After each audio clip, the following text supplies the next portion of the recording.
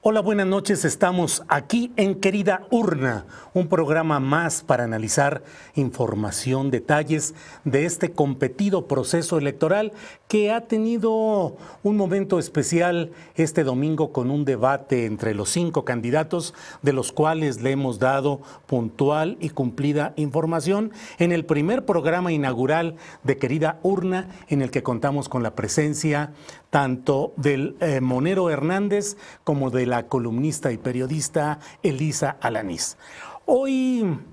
resultaría interesante seguir hablando sobre los muchos detalles, procesos, consecuencias de este asunto del debate electoral. Pero pareciera que en este México nuestro lo que menos importancia específica tiene es el discurso, es la apariencia, es este proceso electoral cuando la realidad nos desborda, nos supera, nos lleva a situaciones tan dramáticas y tan dolorosas como el anuncio que hoy se ha dado a conocer por parte de la Fiscalía General de Jalisco de que los 3 estudiantes de cine que estaban desaparecidos desde semanas atrás, pues los indicios que tiene la autoridad son justamente los de que sus cadáveres, es decir, fueron asesinados estos estudiantes y sus cadáveres fueron disueltos en ácido. 3 jóvenes estudiantes de cine que forman parte de esta terrible, catastrófica contabilidad funeraria que se ha desatado en México desde el 2006 con la llegada del propio Felipe Calderón Hinojosa a Los Pinos en aquel proceso accidentado y fraudulento, rechazado e impugnado por amplios porcentajes de la población. Y por otra parte, toda esta continuidad durante la administración de Enrique Peña Nieto. ¿Qué sucede en un país como el nuestro, donde tenemos 43 jóvenes desaparecidos, de los cuales la única evidencia, al parecer, según esa versión mendaz del fiscal, del procurador general de la República entonces, Jesús Murillo Caram, habrían sido incinerados y sus restos tirados a un río donde jamás se sabría en dónde habrían terminado? ¿Qué sucede en un México como el nuestro, donde tenemos todo esto? En una entidad, Jalisco, donde la política, como en muchos otros lugares, se ve impregnada, golpeada, dominada, regida por el poder del crimen organizado, por el poder del narcotráfico, por el poder del dinero que financia campañas, que ayuda a candidatos, que amenaza a algunos, que promueve a otros y que hace que nuestra vida continua esté sujeta a toda esta desgracia institucionalizada de lo que hasta ahora se menciona como esta especie de normalidad democrática. ¿Qué pasa con México, donde se protesta efectivamente contra estos hechos tan lamentables? Jóvenes y estudiantes salen, la Federación Estudiantil de Estudiantes de Guadalajara, los estudiantes del ITESO, estudiantes de diversas instituciones educativas salen y participan y protestan y marchan, pero es una y otra vez, una y otra ocasión en la que los mexicanos tenemos que salir a protestar por una y por otra de las muchas causas deplorables de esta vida nuestra. ¿De qué sirve marchar? ¿De qué sirve protestar? ¿De qué sirve levantar y llevar en alto una pancarta, corear una consigna, exigir, demandar, cuando lo que vemos cotidianamente es este absurdo, este horror del crimen que domina toda la institucionalidad mexicana? Y en este contexto vamos a unas elecciones, en este contexto en el cual estas mismas marchas podremos verlas en otros momentos con esta misma pregunta: ¿dónde están? ¿Dónde están los compañeros desaparecidos? ¿Dónde están las mujeres golpeadas y asesinadas? ¿Dónde están tantas personas que son secuestradas, desaparecidas, disueltas en ácido o de otras maneras en este mundo de la delincuencia organizada en México? Luchamos, marchamos, merecemos estudiar sin temor a que nos levanten, dicen los estudiantes y como ellos muchos más. Pero en Jalisco, como en otros lugares, los gobiernos simplemente hacen lo que corresponde a los poderes económicos y fácticos, que son los que los ponen por delante. el gobernador actual, el priista Aristóteles Sandoval, en un proceso accidentado en el cual a lo largo de su administración simplemente ha sobrellevado las cosas en esa entidad que es cuna de uno de los cárteles más importantes, el más importante, el de mayor florecimiento a lo largo de este sexenio. Como en otros sexenios ha habido otros cárteles que han sido los que tengan un mayor florecimiento, una mayor fuerza. ¿Acaso un mayor adosamiento, una mayor fusión con los poderes políticos, como si en cada sexenio hubiera el cártel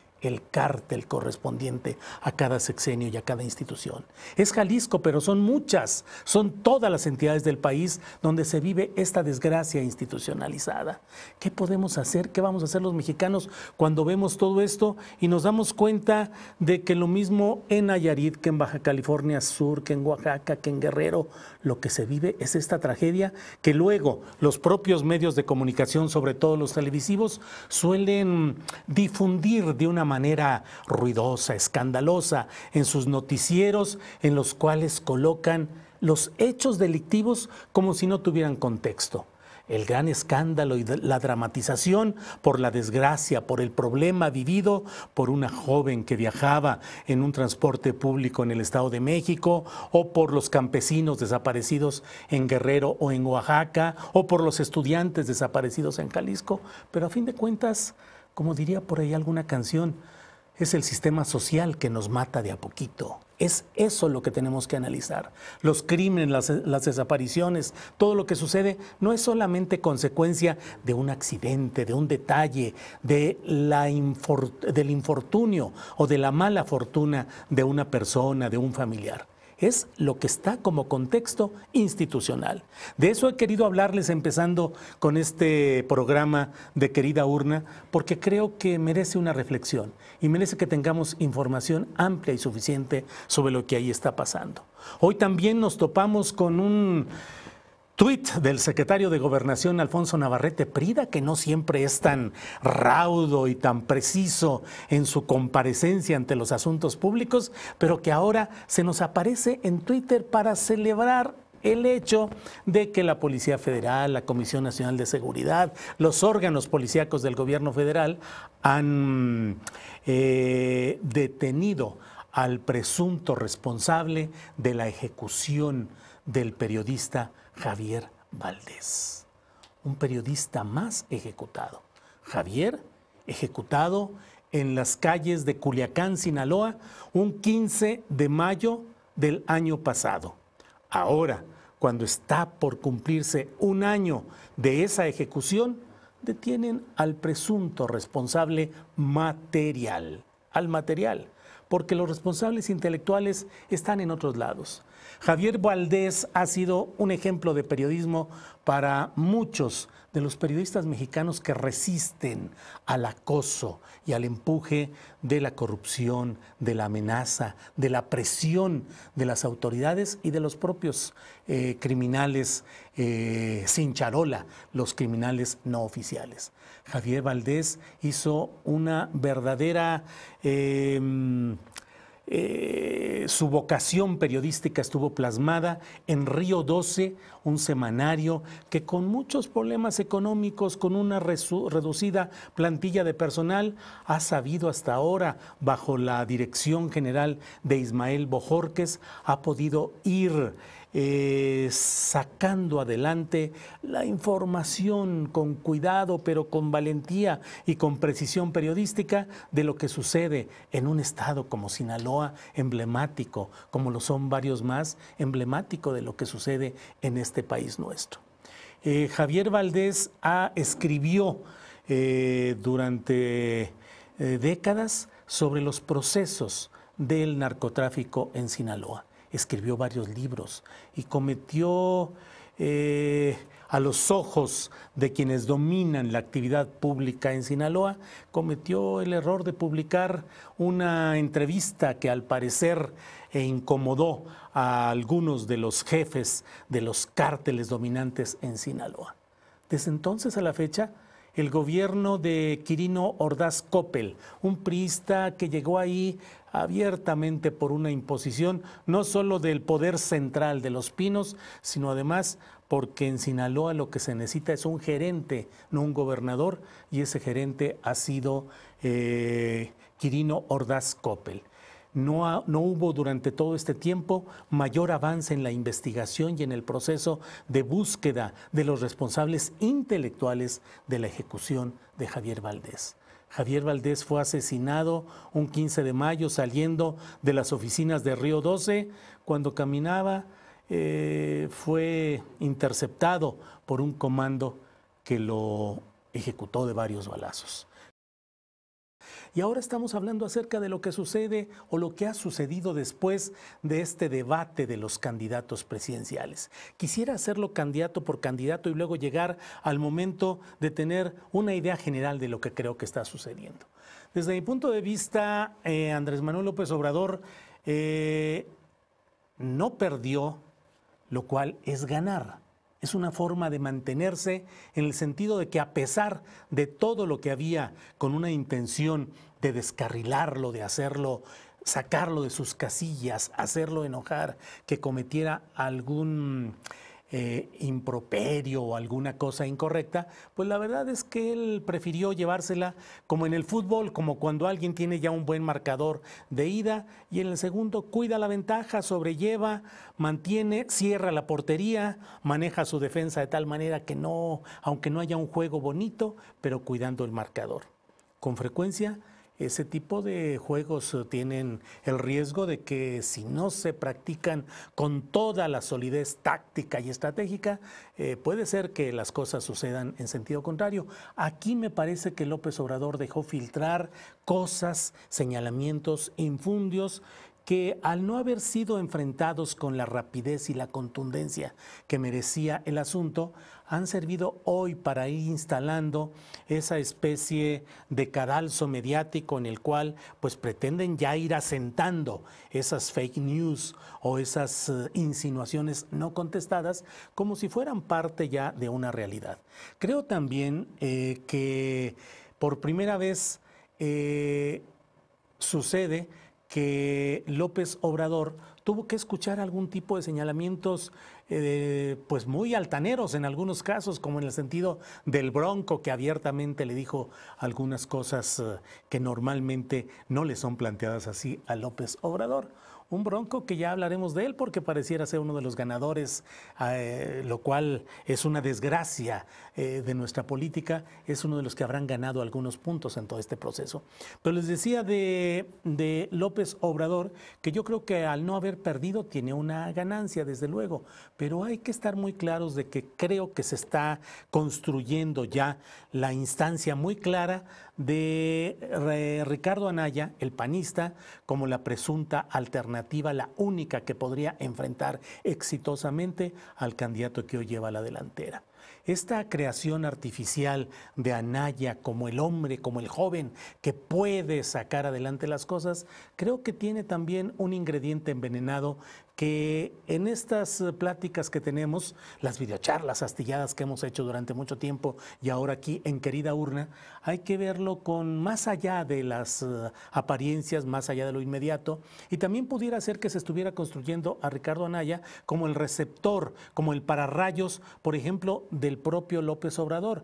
que a pesar de que normalmente ha mantenido pues una actitud de no responder a quienes van muy distantes de él, en esta ocasión ha respondido ya directamente a lo que sucede con el propio Ricardo Anaya al salir a decir que es un mentiroso consumado, que difama, que calumnia, pero de alguna manera la marcha que llevaba López Obrador ha tenido que detenerse para enfrentar ese asunto, para enfrentar el asunto con José Antonio Meade de los dos departamentos en la calle Odontología de la colonia Copilco Universidad en la Ciudad de México, que si son dos, que si son tres, que si hay un juicio testamentario en proceso, pero el hecho es que ha tenido que detenerse en ese sentido López Obrador. A Ricardo Anaya lo frenaron y lo ha reconocido el propio Diego Fernández de Ceballos, lo detuvieron con el asunto del expediente de la nave industrial de Querétaro. Ahí hubo un freno para Ricardo Anaya. Yo creo que en este debate, el primero de ellos, también hay un freno que se le está poniendo a López Obrador para tratar de subir esta candidatura artificial de Anaya, pero que yo no doy por descartado que el propio José Antonio Meade esté todavía con la posibilidad de que el sistema aplique la guillotina contra Anaya con el asunto de este expediente que hoy precisamente José Antonio Meade ha hablado claramente de que es un asunto que debería inhabilitar jurídica, política y éticamente a Ricardo Anaya, inhabilitar. Y recordemos que durante el debate el propio José Antonio Meade, con mala suerte escénica, pero sacó una cartulina en la que puso cuáles eran las características del proceso contra el exgobernador de Quintana Roo, Roberto Borge, y señalando cuáles eran las características de ese asunto, de repente cambió la cara de Borge y dijo, también es lo mismo que implica o que significa lo de Ricardo Anaya. Es esto. Es decir, no lo dijo así porque puso el rostro y no lo manejó adecuadamente, pero es la misma idea y ya hoy se ha planteado. ¿Qué tanto se está dejando crecer artificialmente esta apariencia del joven maravilla como el hombre que puede sacar las cosas adelante? ¿Qué tanto es para que sea el pararrayos y para que ya ahí se frenen muchas de las cosas que hoy están sucediendo? Por otra parte, parece que es preocupante esta actitud del Bronco, Jaime Rodríguez Calderón, que no debería de tener una mayor presencia, que de pronto ha borrado ya todo su expediente de todas las trampas y las irregularidades que cometió en la búsqueda de las firmas de apoyo a su candidatura, con cientos de miles de firmas mal procesadas, con irregularidades, fotocopias, falsificaciones, uso de recursos públicos, priistas por miles que lo apoyaron para sacar adelante esto, y todo se borró con un aire de cinismo y de fanfarronería, y el Bronco ya está hoy en el centro del debate con su propuesta de ser el mochamanos, de ser el hombre que propone que se corten las manos a todos aquellos que roben. Parecería muy lamentable que estemos justamente en este proceso viendo cómo este tipo de personajes son los que dan la nota, los que aportan cosas interesantes en todo este proceso. Todo esto forma parte del contexto general. Veamos aquí, por ejemplo, lo que sucede con un lugar donde dijeron, así como dice el Bronco, se le cortan las manos, se le han cortado las extremidades a algunos presuntos delincuentes, porque finalmente es la postura y la actitud de lo que sucede, por ejemplo, en este lugar, en Acapulco, donde hubo este lamentable acontecimiento que forma parte de la escenografía nacional. Esto sucede con frecuencia, pero hoy ya dijeron, precisamente como dijo el Bronco, le cortamos la mano. Así estamos en la política mexicana, en la que todo este tipo de cosas forman parte de un proceso descompuesto, de un proceso delicado y lamentable. Creo yo que a fin de cuentas, debates, campañas, declaraciones, todo esto es subsumido, es arrollado por esta corriente avasallante de nuestra realidad lamentable, del crimen organizado, de la violencia, de lo que nos sucede en este México nuestro. Creo que podemos ver, por ejemplo, en esta escena donde vemos a López Obrador de salida cuando termina justamente todo el proceso del debate, terminan todos los candidatos y López Obrador recoge su portafolio con sus cartulinas, no se despide de nadie, pareciera no saber exactamente qué es lo que continúa en el libreto. Los demás siguen haciendo la V de la victoria, levantando el pulgar, posando para la cámara, y López Obrador va saliendo allá al fondo. Allá va López Obrador fuera de ese escenario tradicional, de ese escenario donde quedan 4 con ánimo triunfal o con apariencia triunfal. Esto sucede en nuestro México. Y les agradezco la atención para esta plática, les agradezco la oportunidad de analizar las cosas políticas y electorales aquí en Querida Urna, y nos vamos con una imagen que nos dice cómo andan las cosas en México. Mikel Arriola con una alcantarilla, México también en una alcantarilla. Gracias y nos vemos mañana aquí en Querida Urna.